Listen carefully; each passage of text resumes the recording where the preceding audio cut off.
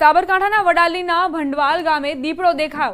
ભંડવાલ ગામની સીમમાં દીપડાએ લટાર મારી સ્થાનિકોએ દીપડો દેખાતા મોબાઈલમાં કેદ કર્યો વીડિયો। સ્થાનિક કક્ષાએ પાંજરું મૂકવા પણ રજૂઆત કરાઈ હતી। સ્થાનિકોની રજૂઆત સાંભળવામાં તંત્રની ઘોર નિરસ્તા। ગામની સીમમાં દીપડાના આંટાફેરા કેમેરામાં કેદ થયા છે અને આ દીપડાના આંટાફેરા બાદ લોકોમાં ભય વ્યાપ્યો છે। વન વિભાગને પાંજરું મૂકવા માટે અપીલ કરવામાં આવી રહી છે, વિનંતી કરવામાં આવી રહી છે, જેથી જે દહેશતનો માહોલ અત્યારે લોકોમાં જોવા મળી રહ્યો છે તે ઓછો થાય। લોકો ઘરની બહાર નીકળવાનું પણ ટાળી રહ્યા છે, કારણ કે આ જે દીપડો છે તે કોઈને પણ પોતાનો શિકાર બનાવી શકે છે। ગામની સીમમાં આ રીતે દીપડાના આંટાફેરા કેમેરામાં કેદ થયા।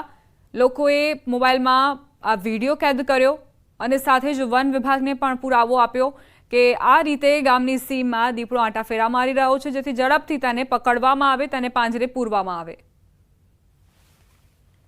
નર્મદાના રાજપીપળા શહેરમાં રખડતા ઢોરનો ત્રાસ વધ્યો છે। 1 કલાક સુધી આખલાઓએ બાથ ભીડતા આસપાસના લોકોમાં ભયનો માહોલ છવાયો। રાજપીપળાના કાછિયાવાડ વિસ્તારમાં 2 આખલા વચ્ચે યુદ્ધ જામ્યું। સ્થાનિકોએ પોતાના વાહનો બચાવવા દોડધામ મચાવી। રખડતા પશુઓના ત્રાસને ઓછો કરવામાં પાલિકાના સત્તાધીશો નિષ્ફળ નીવડ્યા છે।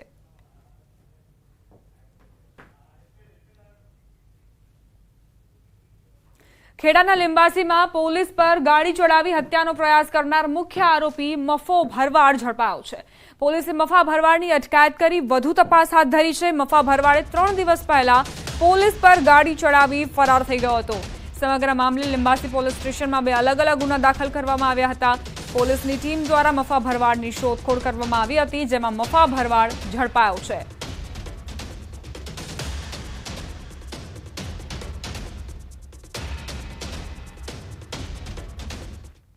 વડોદરામાં ખોટા દસ્તાવેજ બનાવી અશાંત ધારા વિસ્તારમાં ઘર ખરીદવાનો મામલો સામે આવ્યો।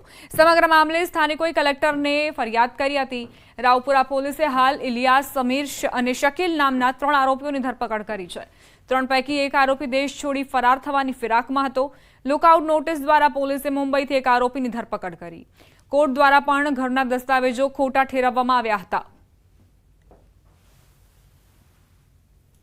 આ લુકઆઉટ નોટિસ જ્યારે ઇમિગ્રેશન ડિપાર્ટમેન્ટને મળ્યું તો આ ઇલિયાસ શેખ સાઉદી અરેબિયાના જેદાર શહેરમાં ભાગી જવાના હતા। તો ઇમિગ્રેશન ડિપાર્ટમેન્ટ જે અમારા લુકઆઉટ નોટિસ છે આ આધારે એમની મુંબઈમાં કાયદેસર અટકાયત કરી હતી અને અમારી ટીમ ત્યાંથી રવાના થઈને એમનો ઇલિયાસનો કબજે મળેલો હતો। ઇલિયાસને વધુ પૂછપરછ કરતાં એ જુનેદ અને શકીલ અને સમીરનું નામ ખોલેલું છે।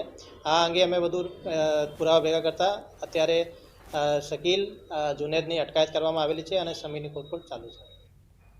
સુરતમાં રત્ન કલાકારને હની ટ્રેપમાં ફસાવી પૈસા પડાવનાર વધુ એક આરોપીની કાપોદ્રા પોલીસે ધરપકડ કરી। 3 ઈસમોએ રત્ન કલાકારને હની ટ્રેપમાં ફસાવી ₹6,97,501 પડાવ્યા હતા। ઈસમોએ રત્ન કલાકારને ગોંધી રાખી તેના બેભત્સ ફોટો પાડી તેને ધમકાવીને પૈસા પડાવ્યા હતા, જેને પગલે ઈસમો વિરુદ્ધ કાપોદ્રા પોલીસ સ્ટેશનમાં ગુનો દાખલ થયો હતો। પોલીસે બાતમીના આધારે આરોપી અક્ષય ઠાકુરને ભાવનગરથી ઝડપી પાડ્યો। અક્ષય સુરતના ધરમનગરમાં રહે છે। અગાઉ આ કેસમાં કાપોદ્રા પોલીસ યોગેશ મુંજવાની ધરપકડ કરવામાં આવી છે। મુખ્ય આરોપી કલ્પેશ ખાખડિયા હજુ પણ પોલીસ પકડથી દૂર છે। નમસ્કાર, સ્વાગત છે આપનું। આપ જોઈ રહ્યા છો ન્યૂઝ 18 ગુજરાતી। હું છું આપની સાથે દીપા શર્મા। મહત્વપૂર્ણ સમાચાર પ્રાપ્ત થઈ રહ્યા છે। અમદાવાદીઓ માટેના સારા સમાચાર। હવે રિવરફ્રન્ટ પર મળી શકશે એએમટીએસની સુવિધા। 5 જૂનથી રિવરફ્રન્ટ પર એએમટીએસ દોડશે। એએમટીએસની મિની એસી બસ દોડાવવામાં આવશે। વાસણા ટર્મિનલથી ઉપડીને વાડજ ટર્મિનલ જશે આ બસ। આંબેડકર બ્રિજથી રિવરફ્રન્ટ જશે અને ચંદ્રભાગાથી બસ બહાર નીકળશે।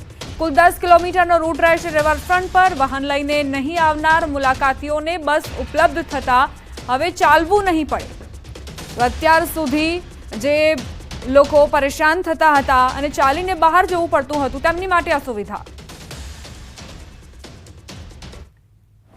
નિમિત્તે એસી બસ આપણે ચાલુ કરીએ છીએ, જે વાસણા ટર્મિનલથી વાડજ ટર્મિનલ સુધી જશે।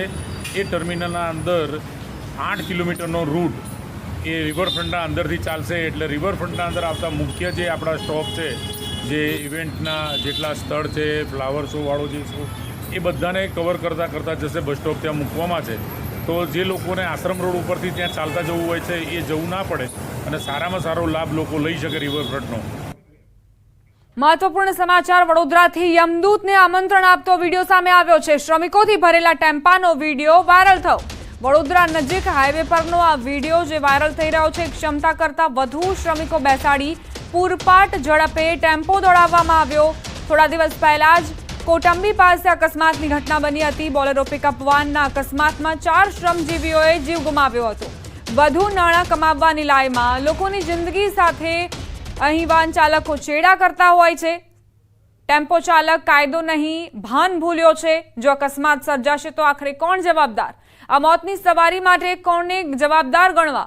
દંડ વસૂલવામાં મશગુલ ટ્રાફિક પોલીસ અહીં કેમ તપાસ નથી કરતી, કાર્યવાહી નથી કરતી, તેવા અનેક સવાલ ઉઠ્યા છે. વારંવાર આ પ્રકારના વિડીયો વાયરલ થતા હોય છે, પરંતુ 3 થી 4 દિવસ સુધી કાર્યવાહીનો તરકટ રચાય છે અને ત્યારબાદ પરિણામ શૂન્ય જ જોવા મળે છે અને આ પ્રકારના વિડીયો વાયરલ થતા આવે છે. સંવાદદાતા હાર્દિક જોડાઈ ગયા છે વધુ જાણકારી સાથે. હાર્દિક, વધુ એક વિડીયો વાયરલ થયો છે અને અહીં ક્ષમતા કરતાં વધુ માણસોને બેસાડીને મુસાફરી કરાવવામાં આવી રહી છે. શું વિગતો?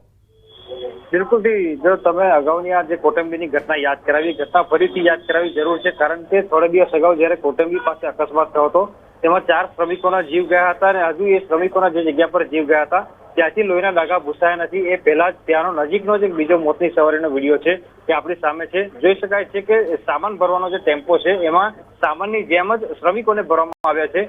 ગેરકાયદેસર સવારી છે, જોખમી સવારી છે. ત્યારે સામાન્ય રીતે વાત કરીએ તો જ્યારે બાઇક પર 3 સવારી કોઈ જતું હોય ત્યારે ટ્રાફિક પોલીસ જે છે તે આરટીઓનો મેમો આપતી હોય છે, કોર્ટનો મેમો આપતી હોય છે, પરંતુ આ પ્રકારના જે વાહન ચાલકો છે તેમની સાથે પોલીસની સીધી સાંઠગાંઠ હોય છે અને હપ્તા વસૂલીના કારણે જે આ પ્રકારના જે ગરીબ શ્રમજીવો હોય છે તેમના જીવ જે છે તે જોખમમાં મુકાતા હોય છે. આ જે વાહન ચાલક છે એને ક્ષમતા કરતા વધારે શ્રમિકો બેસાડીને ભૂલ તો કરી જ છે, પરંતુ આ જે એનું વાહન છે તેની સ્પીડ પણ જોઈ શકાય છે કે તે પોતાનો ટેમ્પો જે છે ટ્રાફિકથી ધમધમતા રોડ પર કઈ હદે જે છે તે બગાડી રહ્યો છે. ત્યારે પાછળથી કાર ચાલક જે છે તે જતા હતા અને તેમને લાગ્યું કે કંઈક ખોટું થઈ રહ્યું છે. પોલીસે જોવાની જરૂર છે, પોલીસે જાગવાની જરૂર છે. ત્યારે વાહન ચાલકે આ જે જોખમી સવારી છે તેનો વિડીયો ઉતાર્યો છે અને આ વિડીયો જે છે છેલ્લા 2 દિવસથી વડોદરા શહેરમાં વાયરલ થઈ રહ્યો છે.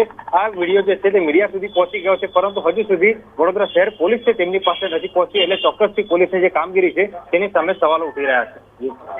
હાર્દિક, પહેલા પણ આવા વિડીયો વાયરલ થતા આવ્યા છે અને વધુ એક વિડીયો. હવે સવાલ એ થાય કે શું આ જે ટેમ્પો છે તે કોઈ સિગ્નલ પર ઊભું નહીં રહ્યું હોય, ત્યાં કોઈ ટ્રાફિક જવાનની અથવા તો પોલીસની નજર અહીં નહીં પડી હોય, કે પછી તેઓ જોવા જ નથી માંગતા?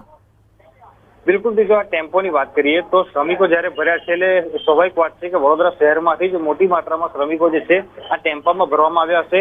શ્રમિકોને ભર્યા બાદ આ ટેમ્પો જે છે અત્યારે તમે જે વિડીયો જોઈ રહ્યા છો તે હાઈવે પરથી પસાર થઈ રહ્યો છે. આપણે સામાન્ય રીતે જોયું છે કે જ્યારે હાઈવે પરથી આપણે પસાર થતા હોઈએ છીએ ત્યારે આરટીઓની ગાડી જે છે તે સતત પેટ્રોલિંગ કરતી હોય છે અને નિયમ ભંગ કરનાર જે વાહન ચાલક છે તેને પકડીને દંડ વસૂલતી હોય છે. પરંતુ અહીંયા જે આરટીઓ છે તે પણ ક્યાંક ને ક્યાંક લાચાર હોય અથવા તો પછી હપ્તાબાજીની જે સિસ્ટમ છે, જે પોલીસ ખાતું જે છે જેના કારણે બદનામ જે સિસ્ટમ અહીંયા ચાલતી હોય તેવા દ્રશ્યો પરથી ફલિત થાય છે. પરંતુ અત્યારે મીડિયામાં અહેવાલ પ્રસિદ્ધ થયો છે ત્યારે આ અહેવાલ જોયા બાદ હવે આરટીઓ કે પછી શહેર ટ્રાફિક પોલીસ છે તે આ વાહન ચાલક સામે કાર્યવાહી કરે છે કે કેમ એ તો આવનારો સમય જ બતાવશે. આભાર હાર્દિક જાણકારી આપવા માટે. તો આ ટેમ્પો જુઓ, ક્ષમતા કરતાં વધુ અહીં લોકોને બેસાડવામાં આવ્યા છે અને પૂરપાટ ઝડપે વાહન ચાલકને કોઈ જ પરવા નથી. પાછળ બેઠેલા લોકોનું આખરે શું થશે? બસ તેને પૈસા જ કમાવા છે અને તેની લાયમાં આ રીતે મુસાફરો ભરી રહ્યો છે.